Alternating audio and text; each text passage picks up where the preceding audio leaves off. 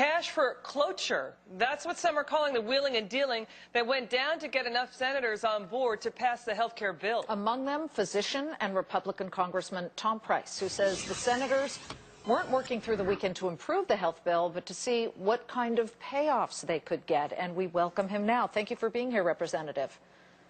Thanks, Liz, so much. Appreciate it. Okay, so give us your biggest criticism here. Yes, there were a lot of compromises, but there are always compromises, are there not, when it comes to these bills?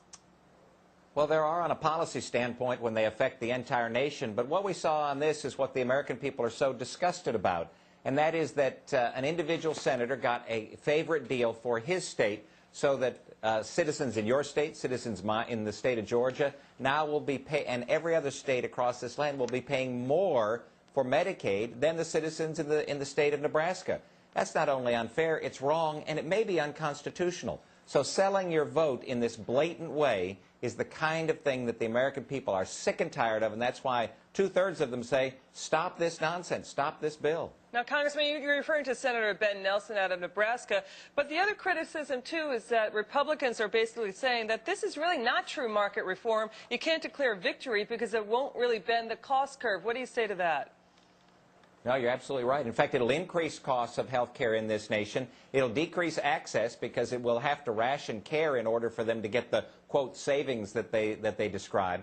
So this victory lap that the Democrat senators are running and the applause that you just heard is not being echoed around this nation. In fact, what is being echoed is real concern about the fiscal state of our country and the fact that this health bill is only going to make it worse, not better. And at the same time, it will not improve quality of health care. But Representative Price, I want to get back to the issue of compromises because it's a very sensitive issue. As you mentioned, it appears some states are getting more money and some favoritism here. But if you reach back to other bills, I mean, the most recent, we just talked about this in the last hour, would be the TARP, the original TARP under President Bush and Henry Paulson.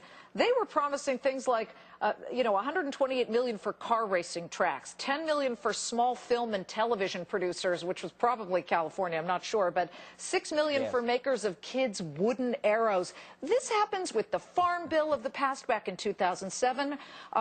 Is it really fair to say that it's a bad thing to compromise to get something passed?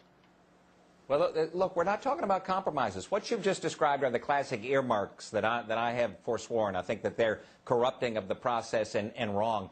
But those are different than what has happened in this instance. What's happened in this instance is that Senator Nelson and some other senators who got for their state a different obligation on the part of their citizens going forward to contribute to a federal program, the Medicaid program, and so that they contribute less than you contribute and I contribute as a citizen. That's wrong, and I believe it potentially is unconstitutional. You know, Congressman, talk a little bit about the carve-out of the Cadillac tax on, for example, 17 states apparently are not going to be hit with that Cadillac tax, and they happen to be high-cost states, and also longshoremen and other key constituents are not going to be hit with the Cadillac tax on health plans. Talk a little bit about that. Yeah, one of the mainstays of our society, the reason that we're held together is because everybody's treated equally. What happened in this bill is that some are more equal than others, and that's going forward, not just with a specific piece of amount of money for a program. In this instance, 17 states, the Cadillac plans, especially the ones held by the unions, will not have the tax imposed on them as they will in other states. Again, that's unequal treatment. I believe it is quite possibly a violation of the 14th Amendment, Equal Protection Clause, and consequently, we believe that, again, we ought to step back, stop the nonsense, start again. Let's work together in a positive bipartisan way, not in a way where 60 senators jump up and down and pat themselves on the back for something that two-thirds of the American people oppose. If we did start again, Representative, what would you like to see in there? What would you like to see changed? A lot of Republicans did not like a public option. That's not in there. They didn't like when there were additions of people to the Medicare rolls. That was backed away from. But what would you like to see in it? Well, there are a couple specific items around which I think we could all agree. One is that you've got to get folks insured. You can do that in a very positive way that provides them the opportunity to pick the health coverage that they want, give them the financial incentive to pick the coverage that they want, not that the government wants for them. Secondly, we ought to solve the challenges of portability and pre-existing illnesses and injuries. You ought not lose your insurance if you change your job or you lose your job. And you ought not be priced out of the market if you have an awful diagnosis or injury.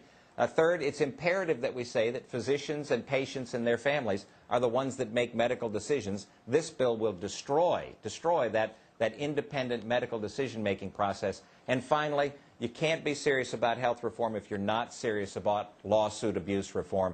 This bill does nothing to improve that. Yes, tort reform. Representative Price, thank you so much for joining us.